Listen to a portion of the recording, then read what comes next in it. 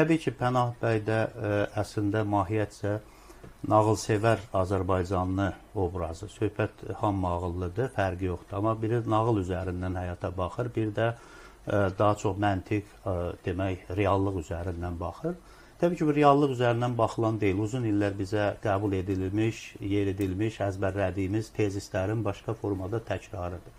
Mahiyyət nədir? Mahiyyət, Pənah bəy deyir, mən rast gəlmədim. Görünür, Finlandiya tarixini oxumayıb, Bəyaz Zəmbaqlar ölkəsi əsərini oxumayıb. Oxusu orada görər ki, Finlandiya bizdən də inkişaf eləmiş bir ölkədir.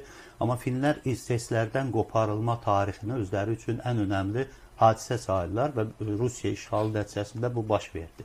Biz ümumiyyətlə işğala qarşı, müstəmləkəçiliyə qarşı mövqe sərgiləyən insanlarıq. Heç bir xalq, heç bir müstəqilliyini itirməz. Amma biz müstəqil dövlət olaraq hansısa bir şəkildə işğal olunmamışıq ki, hansısa bir Azərbaycan bütövləşmiş dövlət olmayıb ki, biz cəhalət bataqlığında, Səfəvi Qacar cəhaləti bataqlığında qalmış bir xalq idik.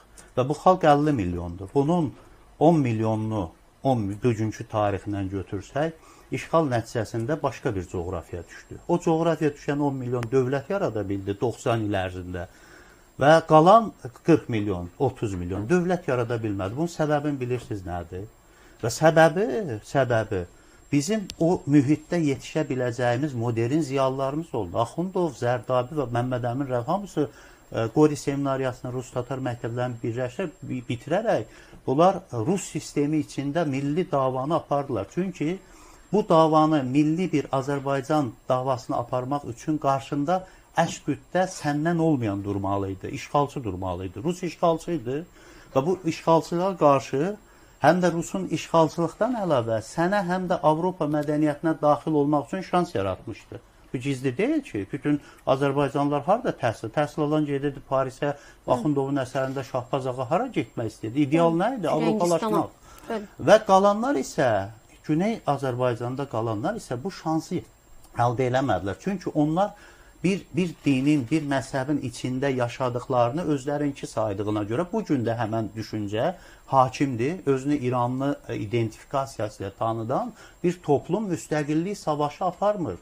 Səttarxan savaşı da, Xiyabani savaşı da hamısı milli savaş deyildi ki. Və bir dənə Pişəvəri savaşda Stalinin qurduğu layihə üzrə İranın parçalanmasına yönəlik addım idi. O da yarımçıq saxladı, çəkildi və ortada olan bütün milli segmentlər məhv edildi. Yəni demək istədiyim odur ki, bizim bu tarixə baxışımızda dəyişiklik çox önəmlidir. Biz demirik ki, Türkmənçay bizə işğal, bizə xeyir eləyib. Biz söhbət ondan gedir ki, biz hansısa bir məkandan qopmamız üçün bir tarixi şans yaradıb ki, biz müstəqil dövlət quraq.